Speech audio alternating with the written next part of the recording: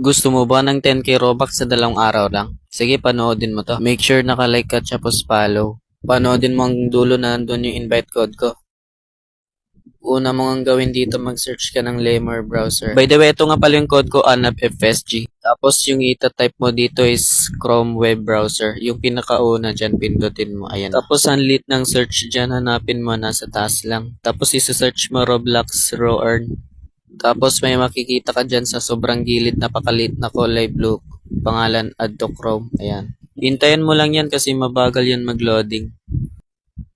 So, ayan.